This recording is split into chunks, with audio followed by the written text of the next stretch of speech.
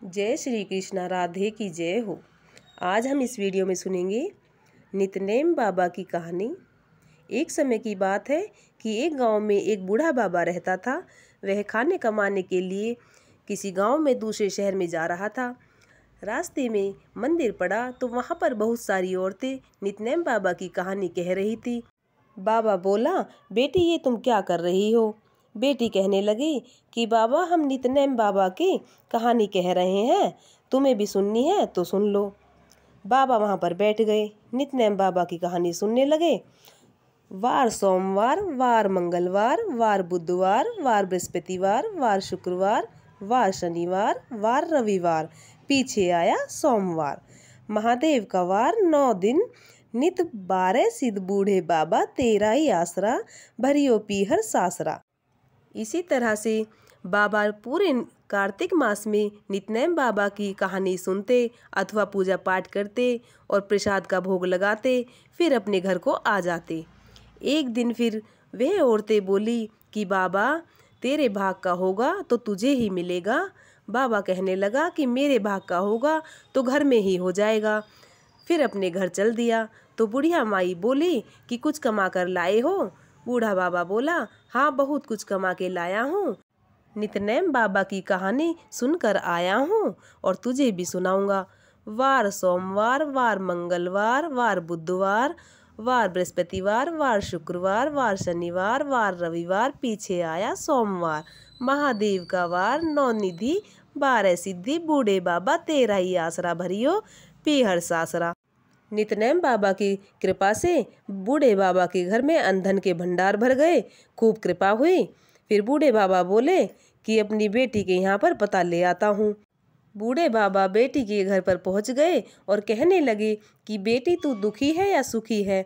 बेटी बोली, बाबा मैं तो बहुत ही दुखी हूँ, कुछ होगा तो खा लेना, नहीं तो मुँह पे हाथ फेर कर सो जाना। कोई बात नहीं बेटा, नितनेम बाबा की कृपा से सब ठीक हो जाएगा। तू नितनेम के नियम किया कर। अब तू 1 लोटा जल भर के ले आ, थोड़े चावल चीनी के दाने लेकर आ। और बेटी लोटा भर के ले आई, चावल चीनी के दाने भी ले आई और बैठ के दोनों ने कहानी कही। नितनेम का वार हो, सोमवार का वार हो, मंगलवार का वार हो, वार बुधवार का वार हो, वार बृहस्पतिवार का, वार शुक्रवार का, वार शनिवार का, वार रविवार का, पीछे आया सोमवार। महादेव का वार 9 निधि 12 सिद्धि, बूढ़े बाबा तेरा ही आसरा, भरियो पीहर सासरा। धन के ढेर लग गए। नितनेम बाबा की कृपा से अन्न के भंडार भर गए।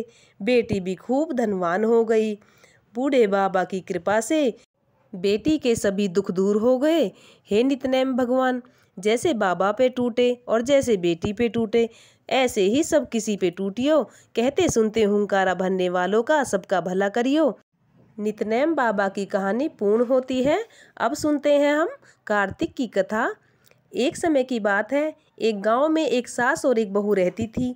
वह सास कार्तिक नहाने बाहर कुछ जाया करती थी और बहू जो थी कठड़िया में ही पानी डालकर अपने घर पर ही गंगा स्नान कर लेती थी और मन ही मन में कहती कि मन चंगा कटौती में गंगा। और वहीं गंगा जी भी आ जाती और वह नहा लेती। बहू का स्नान तो घर पर ही हो जाता। अब एक दिन सासू माँ नहाने के लिए 12 कोस चली गई। वहाँ पर सासू माँ की नत बह गई और सासू माँ दुखी हो गई। इधर घर पर बहू गंगा स्नान घर पर ही नहाई तो कटड़े में नत बहकर उसके पास आ गई। उसने उस नत को बाहर निकाल लिया और अपने पास रख ली। अब सासू माँ घर पर आ गई, उदास होकर घर पर बैठ गई। तो बहू बोली, सासू माँ उदास क्यों बैठी हो? सासू बोली कि मेरी नत बह गई है, गंगा में स्नान करने गई थी, परंतु बहुत ढूंढा पर मिली नहीं। बहू बोली, सासू माँ दुखी मत होना, तुम्हारी नथ मुझे मिल गई है। सासू माँ खुश हो गई। फिर कहने लगी कि मैं कटड़े में पानी डालकर कह देती हूँ कि मन चंगा कटौती में गंगा।